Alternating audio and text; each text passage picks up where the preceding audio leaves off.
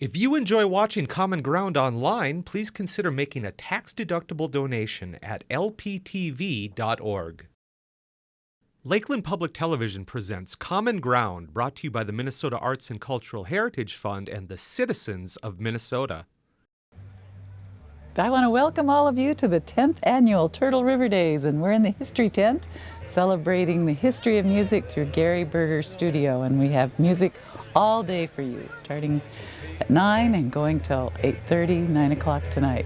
My dear neighbor Maggie Carlson, who's in charge of the History Tent, thought what a better way to celebrate than to celebrate the music and spirit of the area by celebrating Gary Berger's studio and the people that have come and gone through there. She made it happen. She and Eric just made it happen.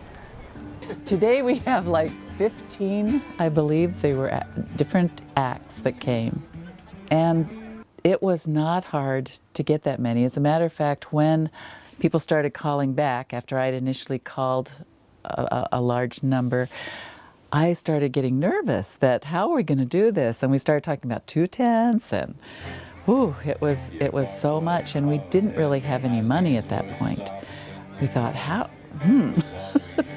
well, build it, it will come, and it did. But we decided to do a Kickstarter campaign, and it was successful. We raised $2,500 and some through Kickstarter, and then a lot of people just donated money that wasn't through the internet. They liked to just know who they were giving it to. So we took in $3,400, I believe, by the whole time the whole thing was over. And we knew that we had to have an amazing sound system person who could change over that many bands and stay there for that long. And that was the hardest part, because my son Eric knows most of the sound people and musicians in the area, and we just couldn't think of anyone except Dan Haug.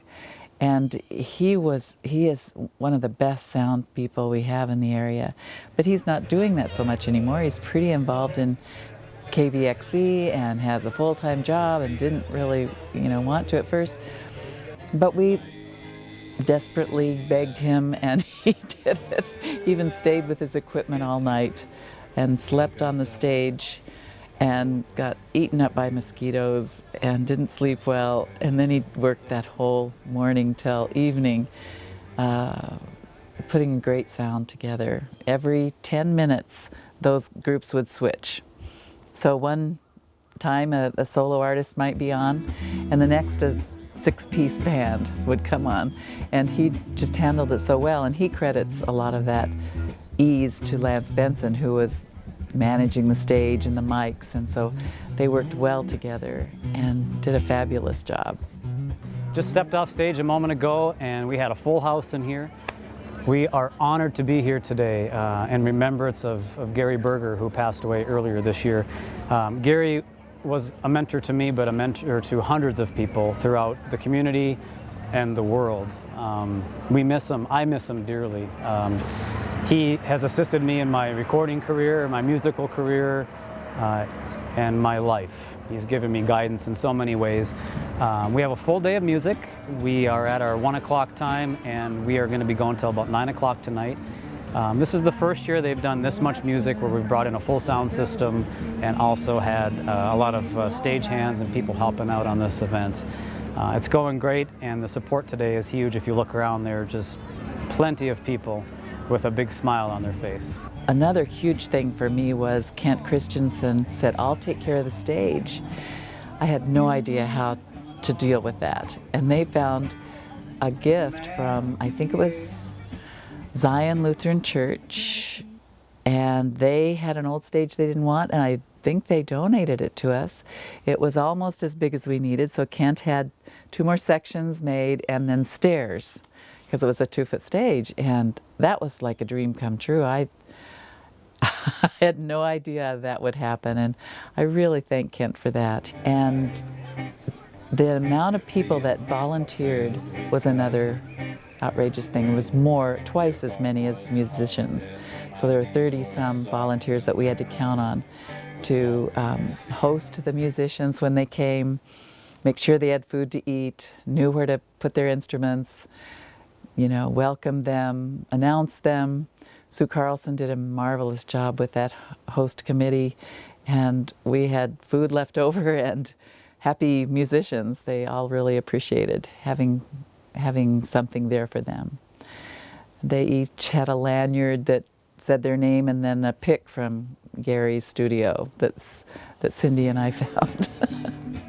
The people that came, I was amazed, came to listen, stayed there, and just, not all of them, of course, but there were a group of people that kept that tent full that whole day, into the night, and through the mosquitoes. We will be having people that have traveled. One guy's traveling from Nashville to be here tonight. We have people that have traveled from, I believe, Florida. I've heard of people from Colorado being here, all to remember Gary Berger. He really touched a lot of lives throughout the whole country and world. And it's really neat to see people come out and support such a beautiful thing. His wife has been running around, Cindy's been running around, and she's full of smiles today too.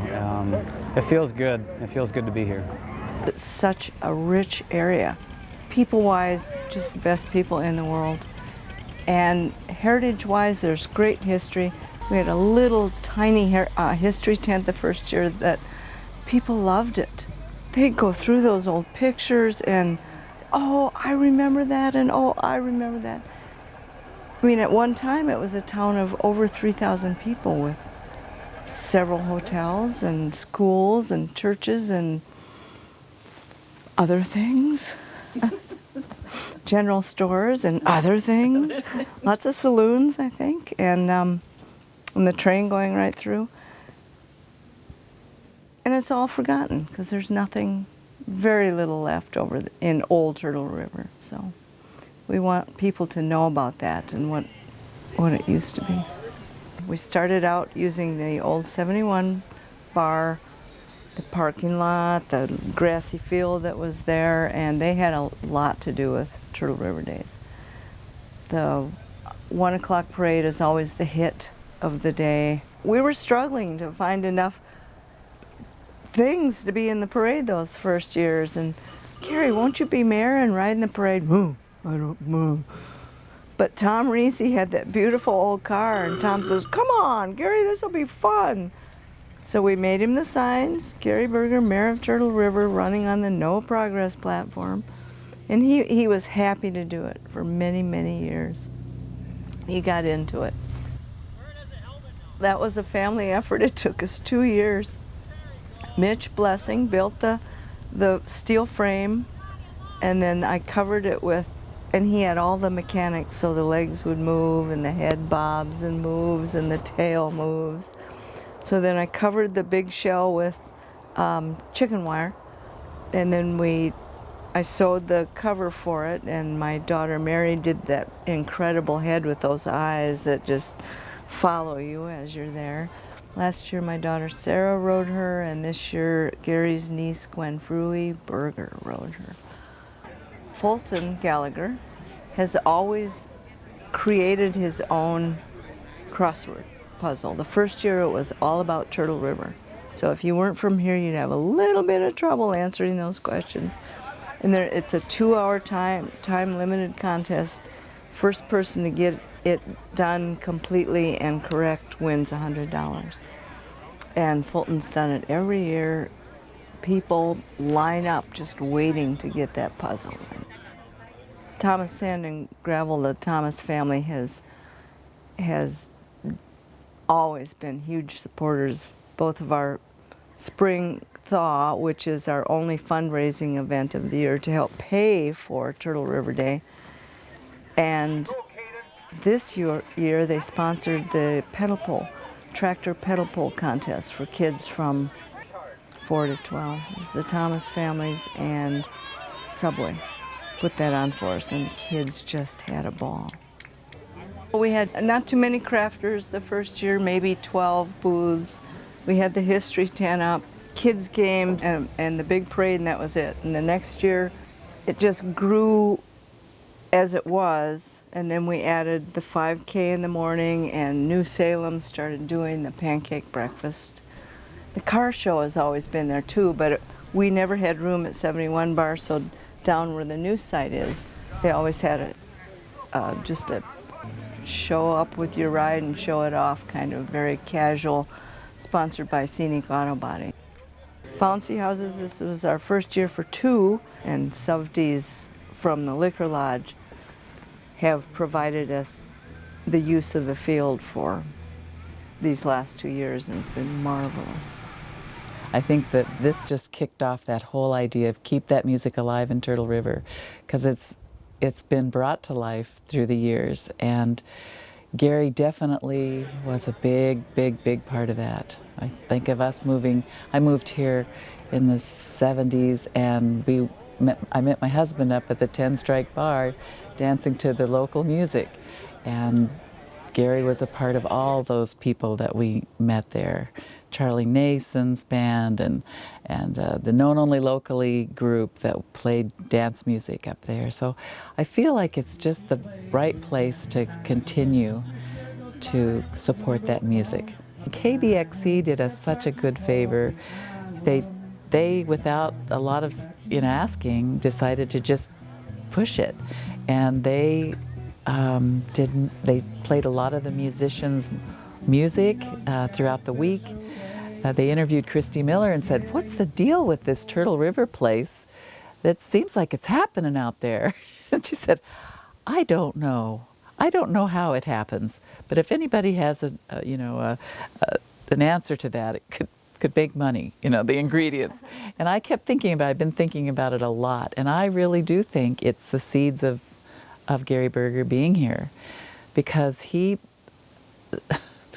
character that he was, just drew people in. He loved people. He loved to support people. He wanted to help all of us have our music available. I really would like to thank all the volunteers, Maggie Carlson and Dan Haug, and there's many others, Cindy Berger, of course. And if I'm forgetting other people's names, I apologize, but those are many of the people I had direct contact with getting involved in this. When they contacted me, it was going to be a smaller event. I was going to run sound for singer-songwriters, and it just exploded into this really beautiful thing. And that's why we got Dan Haug involved. We're so lucky. And I'm helping him run sound and keep things running. It's great to see the whole community pull together and everybody's helping out. So I can't thank the volunteers enough. That's what makes this happen. I just don't think there could be anything better than what we experienced. The community, the music, the art that we had in the booths. It was amazing. If you enjoy watching Common Ground online, please consider making a tax-deductible donation at lptv.org.